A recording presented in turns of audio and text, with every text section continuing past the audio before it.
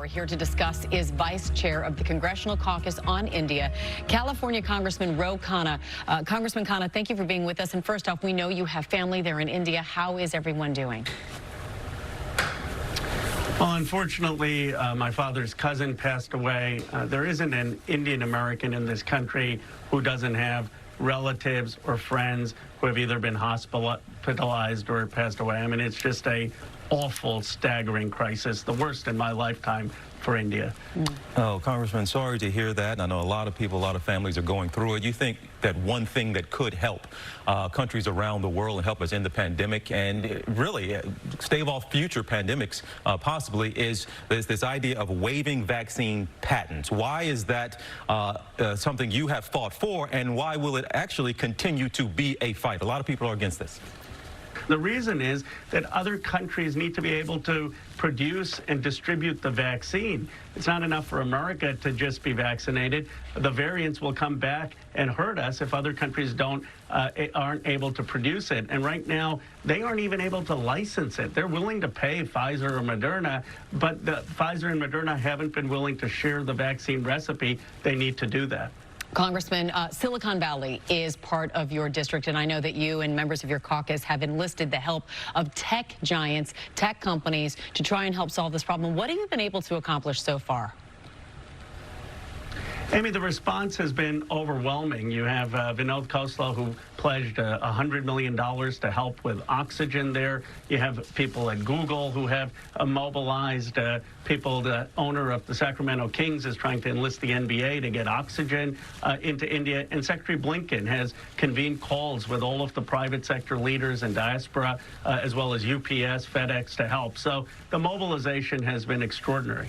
Mobilization extraordinary. You mentioned private business there. What more would you like to see? This country, maybe countries around the world, has that been enough yet to help India going through that number we gave about the daily cases is just staggering. What more should the U.S. be doing? I believe there are two things we need to do. One, the world needs to set up a fund of about $50 billion to help with the distribution and vaccination of the world's population. That would do it. It would help with manufacturing capacity. And second, we need to ask Moderna and Pfizer to license this technology. The United States government paid $2 billion to Pfizer so that they could make the vaccines. We gave Moderna the IP. The least they can do is allow other countries to buy the rights to produce it. And that is in our interest, and it's the moral thing to do. Congressman, finally, I want to switch to another topic. This week, Republicans will vote to remove Liz Cheney as House Republican Conference Chair for her criticism of former President Trump's election lies. And you've said this, quote, "I try and reach across the aisle when I can, but how can we have bipartisanship in the face of these lies?" What does this vote mean for the future of the GOP? Amy, it's unbelievable. I mean, Liz Cheney and I have heated disagreements on the Armed Services Committee, but she at least recognizes that President Biden is legitimately elected. How are you supposed to have bipartisanship when almost half of the House of Representatives doesn't believe that President Biden was legitimately elected? They have an identity crisis, and it's really sad. It's sad for our country.